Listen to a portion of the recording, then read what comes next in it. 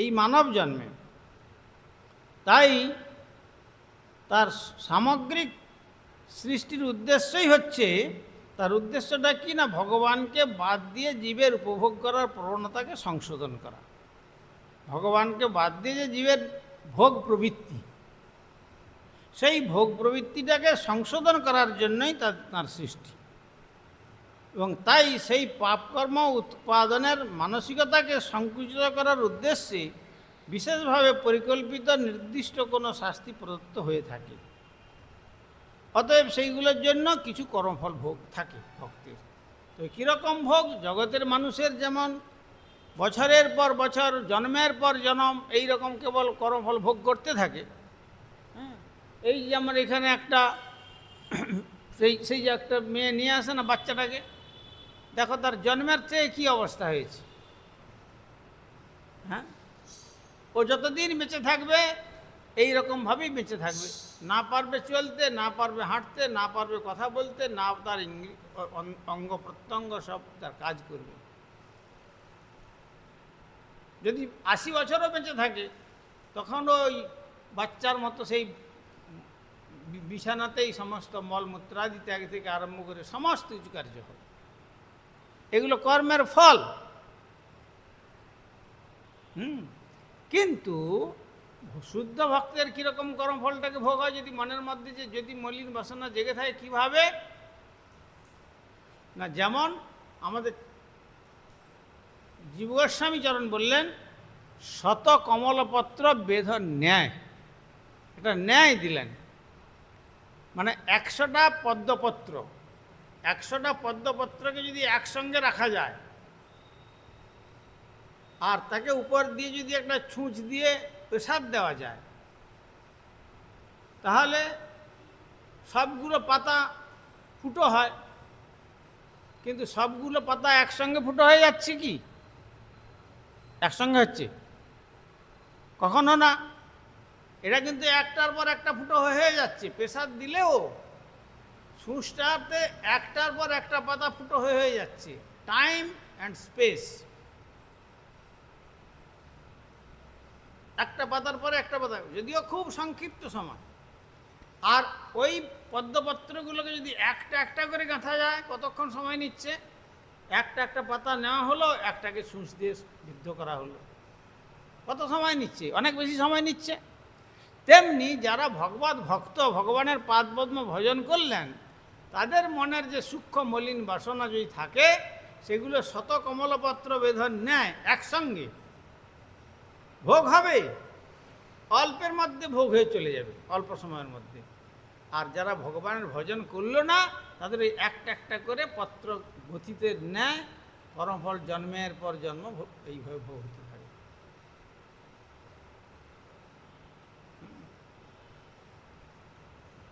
এই হচ্ছে অবস্থা।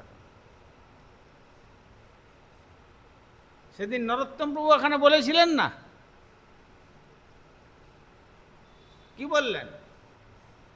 যে একজন, দুই বন্ধু, একজন ভাগবত শুনতে গেলেন আর অপরজন অপবিত্র নোংরা জায়গাতে মদ্যাদিতে আসক্ত হয়ে চলে গেলেন। যে মদ্যাদিতে আসক্ত হয়ে মলিন জীবনযাপন করলো, ফিরে আসার সময় একটা স্বর্ণ মুদ্রা পেল।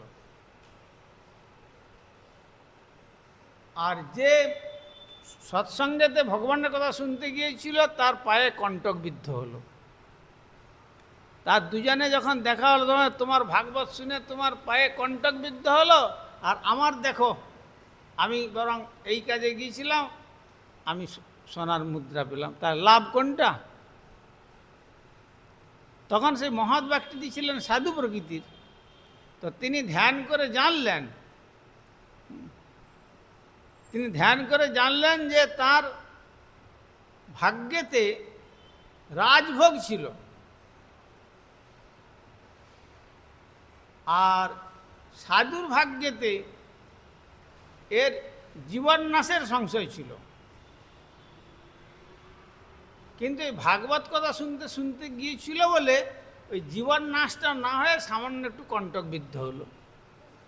আর ওর যে রাজ ঐশ্বর্য লাভের কথা ছিল, সে রাজ ঐশ্বর্যের পরিবর্তে সব ক্ষয় হয়ে একটা মুদ্রাতে পরিণত হবে।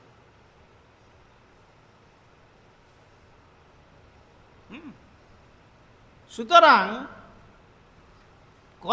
এইভাবে ভগবানের পাদপদ্ম ভজন করলে মানুষের কর্মফলটা অল্প সময়ের মধ্যে অল্প ভোগের মধ্যে শেষ হয়ে যায়। তবে যে আমরা বেশিক্ষণ দেখতে পাই, যাদের বেশি কর্মফল ভোগ হয় দেখা যাচ্ছে, তাদের কি হয় না, তাদের ভগবান এই জীবনেই একবারে সম্পূর্ণ নির্মূল করে নিয়ে তারপরে তার চরণ কমলে তুলে নেন। আবার মহৎগণের যে বিচারধারা, মহৎগণের ক্ষেত্রে যদি এরকম দেখা যায়, মহান আচার্য কিন্তু এইরকম ভোগ হচ্ছে, সেটা বলছেন যে জগতের জীবকে সেবা সুযোগ প্রদান করার জন্য ভগবান যেভাবেই হোক, ডাক্তাররা তো প্রায় নাস্তিক হয়, তারা তো ভগবানের ভক্তের সেবা করবে না বেশিরভাগ ক্ষেত্রে, সকলে নয়, কিন্তু যেভাবেই হোক সেই মহাপুরুষের সেবার একটা সুযোগ আসে, তাদের স্পর্শ করার সুযোগ হয়, তাদের ঔষধ দেওয়ার সুযোগ হয়, সিস্টারদের সেবা করার সুযোগ হয়। হ্যাঁ, এই সুযোগ, সেবা সুযোগের দ্বারা তাদের স্বীকৃতি হয়ে যায়। আর তাদের এই যে পূর্ব জীবনের এই জীবনের যে স্বীকৃতিটা হয়ে থাকলো, তারপরের জীবনে তার কর্মটা আরও, জন্মটা আরও উন্নত রাজ্যে হবে, এবং এই স্বীকৃতির ফলে সে আবার আরও স্বীকৃতি সঞ্চয় করবার সুযোগ পাবে। এমন সুযোগ ভগবান তাকে প্রদান করে।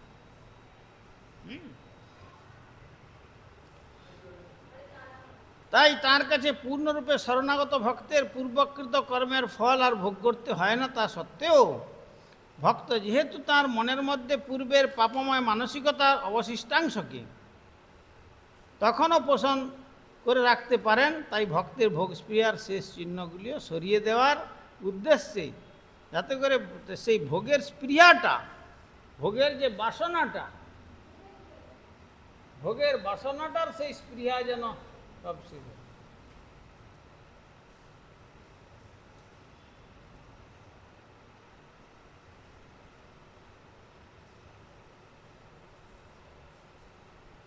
এই সেই জায়গাটা মুছে দেবে, সেখানে একটু জলগুলো রাখছিল সব।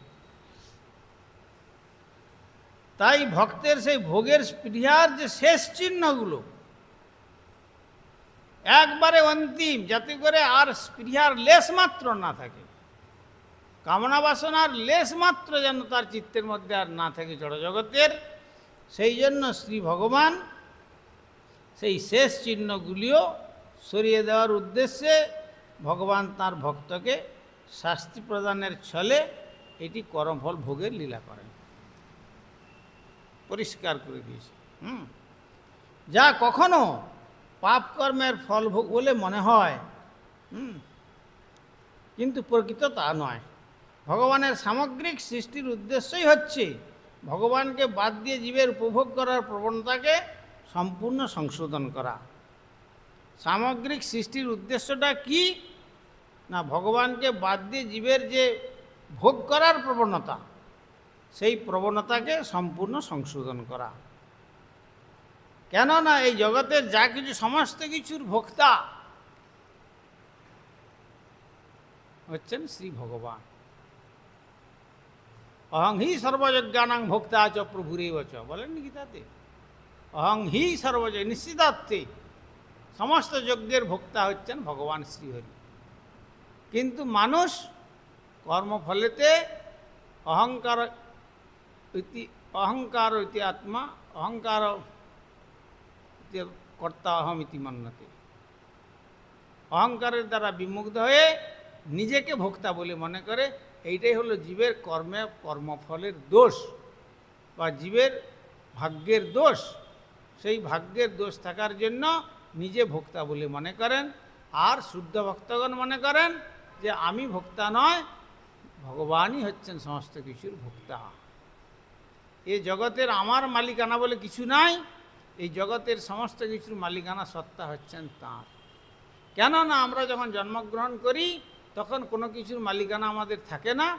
ভগবানের সৃষ্ট জগতে আমরা জন্মগ্রহণ করি, আর যা কিছু সংগ্রহ করি, যা কিছু ব্যয় করি, যা কিছু এই জগৎ থেকে নেওয়া হয়, তারপরে ছেড়ে যখন যাওয়ার সময় এই জগতের সব কিছু থেকে যায় আর আমাদের ছেড়ে চলে যেতে হয়।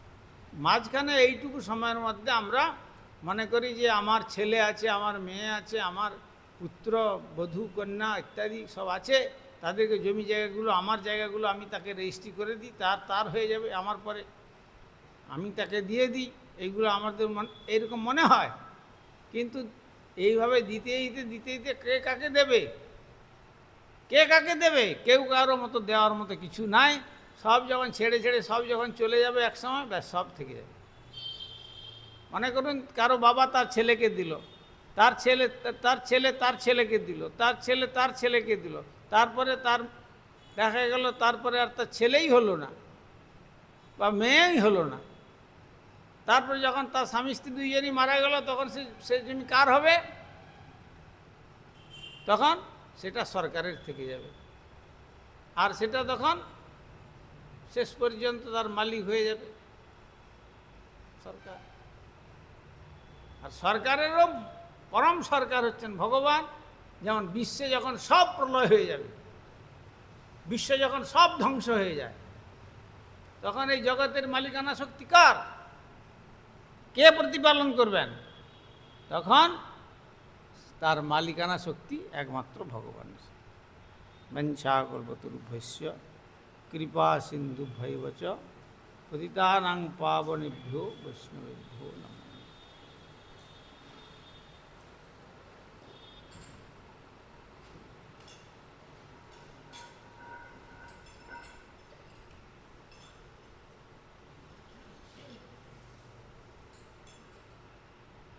হরিহরায় নম কৃষ্ণ যাদবায় নম, হরিহরায় নম।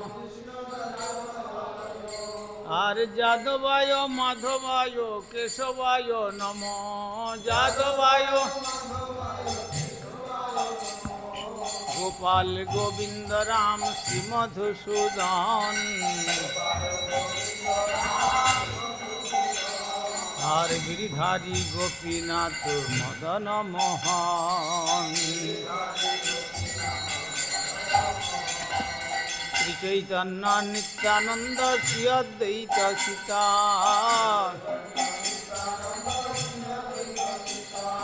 আর হরি গুরু বৈষ্ণব ভাগবত গীতা। হরি গুরু শ্রী রূপ সনাতন ভট্ট রঘুনাথ। শ্রী জীব গোপাল ভট্ট দাস রঘুনাথ। শ্রী জীব এই ছয় গোসাইর করি চরণ বন্দন। আর যাহা হইতে বিঘ্ন নাশ অভীষ্ট পুরাণ। যাহা হইতে এই ছয় গোসাই যার মুই তার দাস। সবার পদরেণু মোর পঞ্চগ্রাস। সবার তাদের চরণ সে বিভক্ত শনেবার। মার জনমে জনমে হয় এই অভিলাষ। জনমে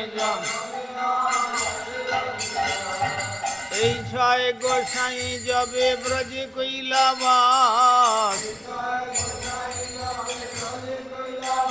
ব্রজে রাধা কৃষ্ণ নিত্য লীলা করিলা প্রকাশ। মনের আনন্দে বল হরি ভজ বৃন্দাবন। শ্রী গুরু বৈষ্ণব পদে মজাইয়া মন।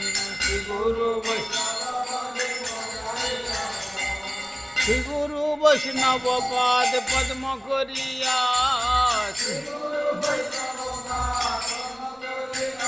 হরি নাম সংকীর্তন কহে নরোত্তম দাস।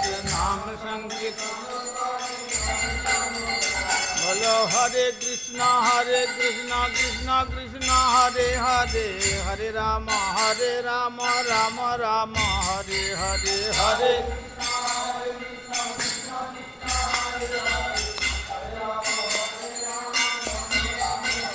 निताई गौर हरि बोल हरि बोल हरि बोल हरि बोल, निताई गौर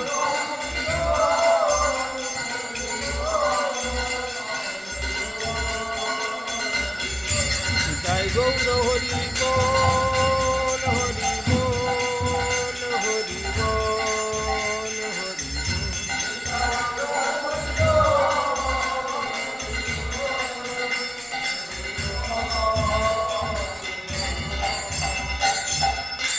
जय श्री श्री गुरु गौरांग गंधर्व के गिरधारी श्री राधा गोविंद गोपीनाथ मदन मोहन श्री जगन्नाथ बलदेव सुभद्र रमन देव धमेश्वर श्री गौर सुंदर श्री जगन्नाथ देव श्री गिरिराज महाराज गंधराज श्रीमद् भागवतम तुलसी महारानी तथा संध्याकालीन भागवत अधिवेशन महामहोत्सव की जय। परमाराध्य श्री गुरुपाद पद्मं विष्णुपाद श्री श्रीमद् भक्ति कुमार संत गोस्वामी ठाकुर की जय। जगत गुरु श्रील प्रभुपाद भक्ति सिद्धांत सरस्वती गोस्वामी ठाकुर की जय। सपार सचिनंदन श्री गौर सुंदर की जय। सपार्षद श्रील प्रभुपाद की जय। रूपानुग भूवर्ग की जय। गंतराज श्रीमद् भागवतम की जय। श्रोता भक्त वृंद की जय। श्री श्री निताई गौर प्रेमानंदे।